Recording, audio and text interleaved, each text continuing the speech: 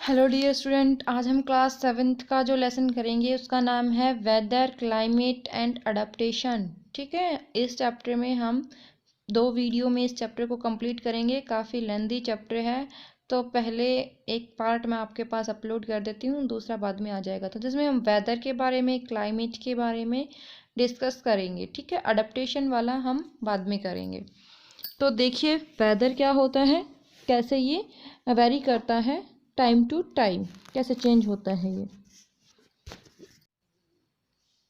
देखो weather weather कैसे change करेगा, इसके कौन से पार्ट इस पे। The day to day condition of the atmosphere at a place, एक प्लेस के ऊपर जो दिन प्रतिदिन की जो कंडीशंस होती हैं, ठीक है, वो किसके रिस्पेक्ट में चेंज करती रहती हैं ये। Temperature, humidity, rainfall, wind speed, इनके साथ जब ये चेंज करते हैं तो इसको हम क्या बोलते हैं, वेदर बोलते हैं। ठीक है, कि आज टेम्परेचर कम है, ज़्यादा है, आपको ये नहीं पता चलता कि भाई अब एकदम से कई बार क्या हो जाता है, बारिश आ जाती है बहुत ज़्यादा, कई बार बहुत ज़्यादा गर्मी होती है, कई बार बहुत ज़्यादा ह्यूमिडिटी हो जाती है आपके इन्वायरमेंट में। आज मौसम ठंडा है, कल मौसम गर्म हो सकता है। तो ये डे टू डे चेंज होता है, ये नहीं कह सकते कि ठंडा है तो ठंडा ही रहेगा। तो ये चेंज होना लाजमी होता है। ये किसकी वजह से होता है, वेदर की वजह से होता है। Weather is a place is never constant, किसी भी प्लेस का वेदर कांस्टेंट नहीं रहता। It changes hour after hour, ये घंटे पर घंटे चेंज हो सकता है, डे टू डे भी चेंज हो सकता है, और वीकली भी चेंज हो सकता है, एक वीक के बाद दूसरे वीक में भी चेंज हो सकता है।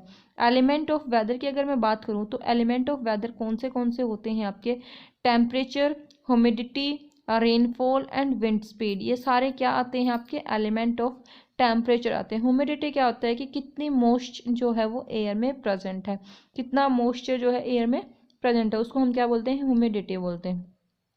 वेदर के अंदर देखो, हॉट है, किस किस टाइप का हो सकता है आपका वेदर, हॉट, कोल्ड, रेनी, क्लाउडी, विंडी, हुमिड, ये अलग अलग टाइप का वेदर होता है। इतने टाइप का वेदर आपका हो सकता है, हॉट भी हो सकता है, कोल्ड भी हो सकता है, रेनी भी हो सकता है, क्लाउडी भी हो सकता है, विंडी भी हो सकता है, और हुमिड भी हो सकता है।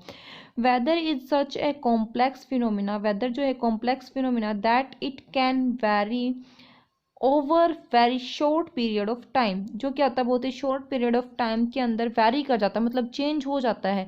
जैसे इसने कहा मॉर्निंग में सनी है, आफ्टरनून में सडनली रेन भी आ सकती है आपकी, and then heavy rain stop, जैसे ही भारी बारिश हो रही है वो स्टॉप हुई है, उसके स्टॉप होने के 10 मिनट बाद ही जो है बहुत ही ब्राइट जो सनशाइन आ सकता है, बहुत तेज चमकता हुआ सूरज आ सकता है। तो हम कुछ नहीं बता सकते, सुबह से शाम के अंदर जो हमारा एटमोसफियर है वो चेंज हो सकता है। Many of our daily activities are planned based on the weather, ये कहता है कि हमारे दिन की बहुत सारी ऐसी एक्टिविटी होती हैं जो वेदर के ऊपर बेस्ड होती है, जैसे स्पोर्ट्स गेम होते हैं, फैमिली फंक्शन होते हैं, कहीं ट्रैवलिंग करनी हो, एयरलाइंस है, हॉलीडे हैं हमारी, टेकिंग अम्ब्रेला, हमें अम्ब्रेला लेके जाना होता है रेनी सीजन्स में, type of clothes you wear, हम देखो गर्मी में कैसे कपड़े पहनते हैं, सर्दी में अलग कपड़े निकाल लेते हैं, तो वो वेरी करता रहता है। ठीक है, अलग अलग एक्टिविटीज़ के बेसिस पर। अब मैं बात करूँ वेदर रिपोर्ट की, तो हावरली भी हो सकती है, daily, weekly, monthly report about weather. Weather report are prepared by the meteorological department of the government. The department collects data on temperature, rainfall, wind, etc. and makes the weather prediction. तो ये क्या कहता है कि ये department इसको collect करता है इन्फॉर्मेशन को, और किस किस की इन्फॉर्मेशन को, टेम्परेचर की, रेनफॉल की और विंड की, और उन सबको मिला के हमें क्या देता है, वेदर की रिपोर्ट बना के हमें दे देता है। ठीक है, उसके बेसिस पर हम अपने जो है फंक्शंस जो हैं वो तैयारियां करते हैं कि भाई अब मौसम साफ़ है। टेम्परेचर देता है वेदर रिपोर्ट में, हमें मिलता है क्या क्या, टेम्परेचर मिलता है मैक्सिमम एंड मिनिमम, ह्यूमिडिटी मिलती है, विंड स्पीड मिलती है, रेनफॉल मिलता है, time of sunrise and sunset, ये सारी चीज़ें आपको मिलती हैं। कभी न्यूज़पेपर उठा के देखना, न्यूज़पेपर के कॉर्नर पे लिखी मिलेंगी आपको ये चीज़ें। आप देखते होगे आपके फ़ोन में जब वेदर रिपोर्ट दिखाई जाती है तो कुछ इस टाइप की दिखाई जाती है, आपके फ़ोन की जो वेदर रिपोर्ट होती है इस टाइप की होती है। जैसे न्यू दिल्ली की हम चेक करेंगे अपने यहाँ, अपने आप न्यू दिल्ली की चेक कर सकते हो, या फिर आप अपनी लोकेशन को भी सर्च कर सकते हो, चरखी दादरी डाल के उसमें चरखी दादरी के अकॉर्डिंग भी सर्च कर सकते हो। तो वो कई बार 5 दिन का, कई बार 7 दिन का इसमें जो है टेम्परेचर आपको दिखा देता है कि भाई अब बारिश होगी, अब नहीं होगी, तो वो आपको दिखा देता। तो ये किसकी हेल्प से होता है? ये आर्टिफिशियल जो सैटेलाइट्स लगा रखी हैं हमने, उनकी हेल्प से हम इसको फाइंड आउट कर पाते हैं। अब देखो ये दिल्ली का दिखा रखा है और साइड में पुणे का दिखा रखा है। तो दिल्ली वाले में क्या दिखा रखा है आपको? फोग दिखा रखा है। लेकिन जो मुंबई वाला है उसके अंदर आपको क्या दिखा रखा है? सनी दिखा रखा है। तो ज़रूरी नहीं होता, ये वैरी करता रहता है कि भाई एक जगह कैसा है तो दूसरी जगह भी वैसा ही हो, ऐसा नहीं हो सकता। प्लेस टू प्लेस वैरी करेगा। मेजरमेंट ऑफ टेम्परेचर, टेम्परेचर को मेजरमेंट करने के लिए हम किसको यूज़ करते हैं? थर्मामीटर का। मैक्सिमम एंड मिनिमम थर्मामीटर को हम यूज़ करते हैं। Maximum temperature of the day afternoon, afternoon जब हमारा दोपहर का समय होता है तो मैक्सिमम टेम्परेचर होता है। और अगर मैं मिनिमम टेम्परेचर की बात करूं तो मिनिमम टेम्परेचर कब होता है हमारा? अर्ली मॉर्निंग जब होता है ना, तो हमारा मिनिमम टेम्परेचर हमें देखने को मिलता है। रेनफॉल की अगर मैं बात करूं तो रेनफॉल को हम रेन गॉज से मेज़र करते हैं।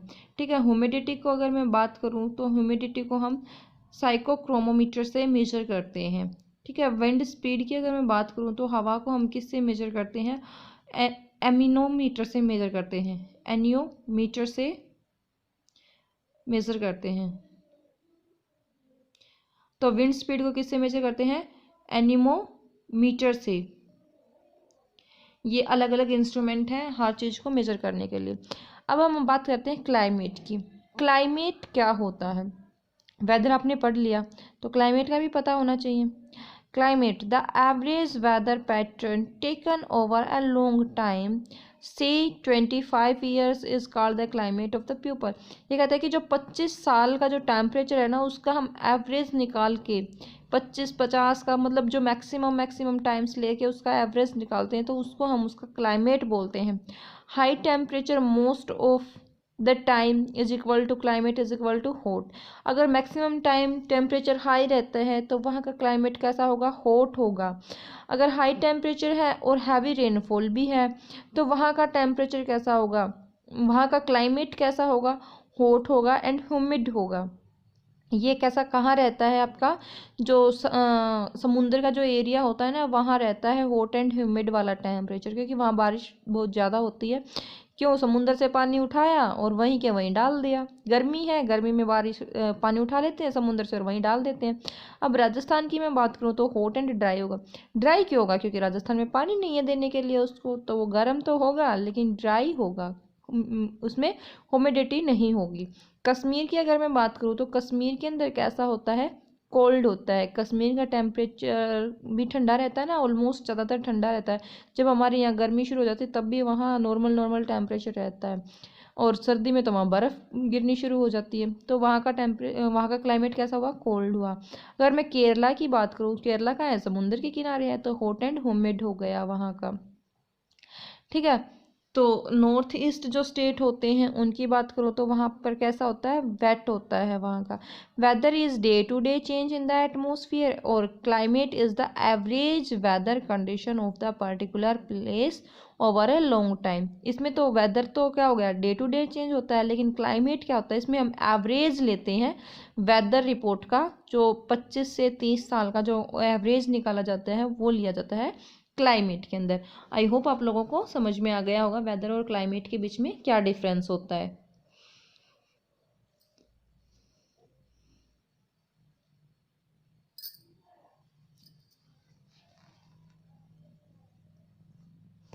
तो बेटा अब जो हम टॉपिक करेंगे वो डिफरेंस करेंगे रेन, स्नो एंड हेल के बीच में।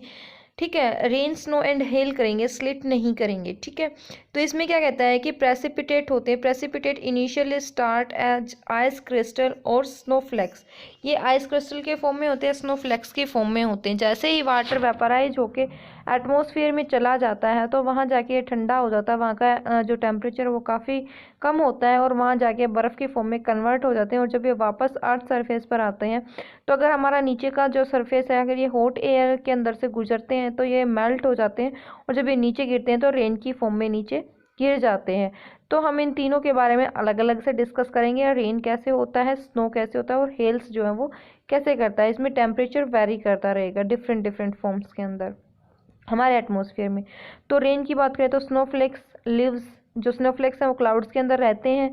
दे meet the hotter air columns on the way from the clouds to the earth surface. ये क्या करते हैं, अर्थ सरफेस के ऊपर क्लाउड्स के साथ मिल जाते हैं।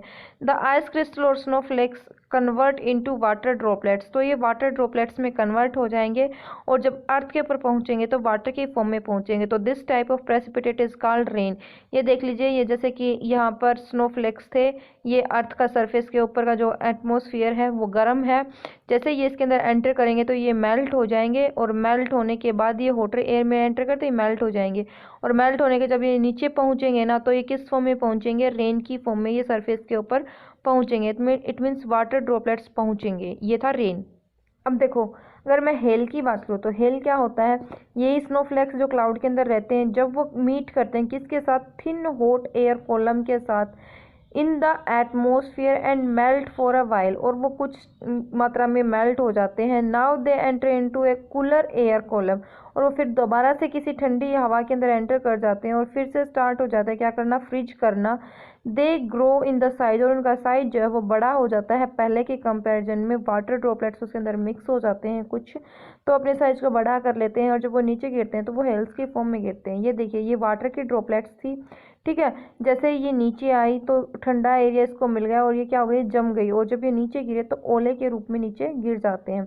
फिर हम स्नो की बात करें तो snowflakes leaves on the cloud reach the earth surface like snowflakes.